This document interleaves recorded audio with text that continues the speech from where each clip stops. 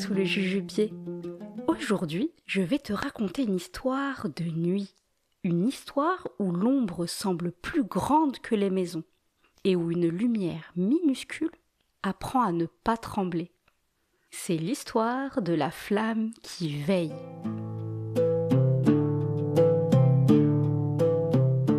Cette histoire se déroule il y a très longtemps, dans une ville du monde ancien, à une époque où les rues n'avaient ni lampadaire, ni lumière électrique.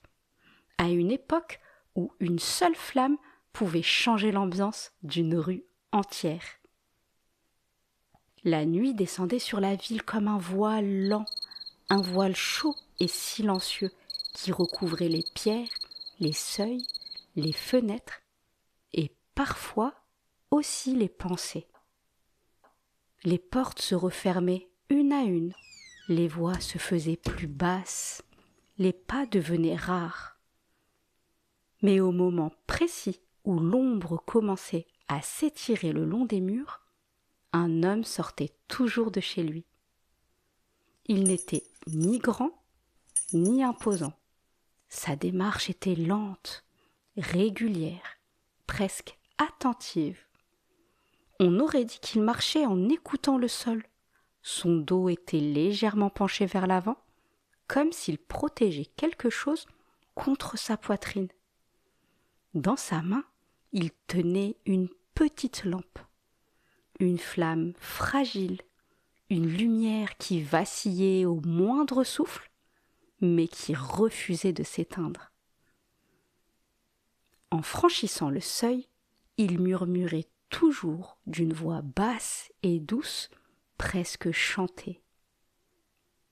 Même quand la nuit veut tout garder, petite lampe reste allumée. Il avançait dans la ruelle, non pas pour éclairer la ville entière, mais pour éclairer ce qui se trouvait juste devant lui. Une marche mal taillée, une pierre glissante, un angle trop sombre. La lumière ne faisait pas disparaître l'ombre, elle dessinait simplement un passage. Un enfant l'observait souvent depuis sa fenêtre. Il voyait cette petite flamme trembler et se demandait pourquoi cet homme sortait chaque soir alors que tout le monde rentrait. Un soir, l'enfant descendit. « Monsieur, pourquoi ta lampe est-elle si petite? La nuit est trop grande pour elle. » L'homme s'accroupit pour être à sa hauteur. « La nuit est grande, oui, mais regarde bien. La lumière n'a pas besoin d'être grande pour montrer un chemin. » Puis il dit doucement, « Même quand la nuit veut tout garder, petite lampe reste allumée. » L'enfant ne comprit pas tout, mais il retint les mots. Les jours passèrent, puis les semaines. Certains se moquaient. « À quoi ça sert sa lampe? La rue restera sombre. » L'homme ne répondait pas. Il continuait, chaque soir, au même moment, avec la même attention. Un soir, une vieille femme sortit trop tard. La marche qu'elle connaissait depuis toujours se confondit avec l'ombre. Son pied glissa. La petite lampe était là. La lumière n'était pas éclatante, mais elle révéla la pierre. La chute fut évitée. La vieille femme leva les yeux. L'homme ne dit rien. Il ajusta simplement la flamme.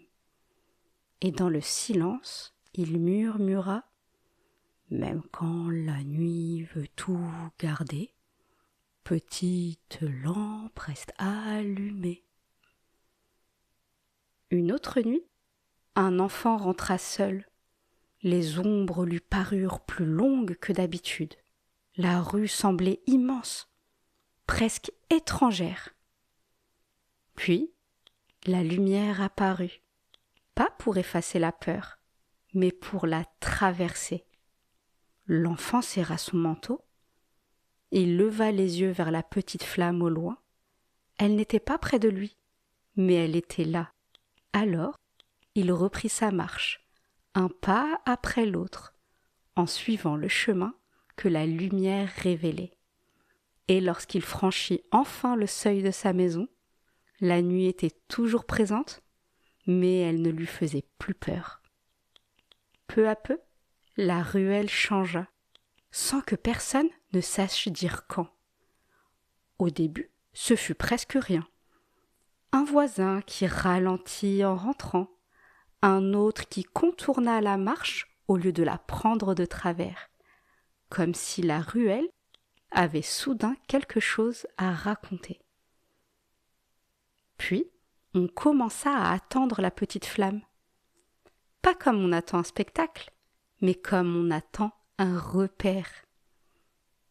Quand elle apparaissait au bout de la rue, les épaules se relâchaient un peu. On se saluait plus doucement. On rentrait plus calme.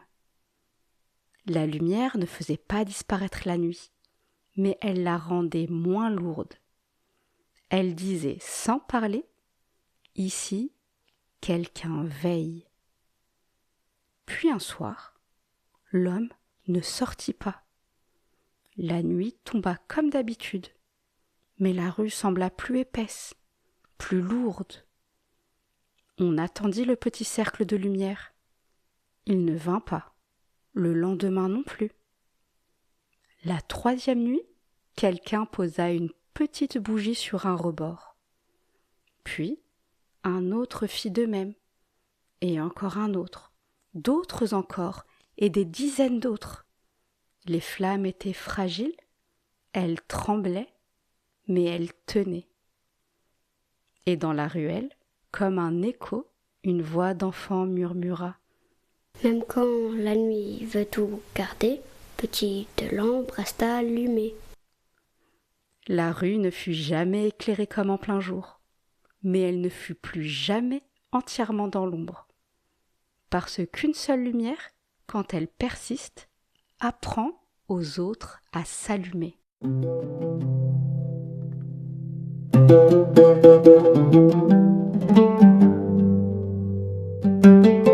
Savais-tu que depuis très longtemps, dans de nombreuses cultures, la lumière est associée à la veille et à la fidélité. Dans certaines langues anciennes, le mot qui désigne la lumière signifie aussi clarté du cœur. Dans les pays où l'hiver est très long, les habitants ont pris l'habitude d'allumer des lampes et des bougies pour rappeler que la nuit ne dure jamais longtemps. Merci à Naïl d'avoir prêté sa voix pour cet épisode. Et toi, quel petit geste fais-tu même quand personne ne te regarde ? Et si cette histoire t'a plu, tu peux demander à tes parents de s'abonner au podcast pour ne pas rater les prochaines. Tu peux aussi en parler autour de toi, à ceux qui aiment écouter des histoires et prendre le temps. Merci d'avoir écouté Sous le Jujubier.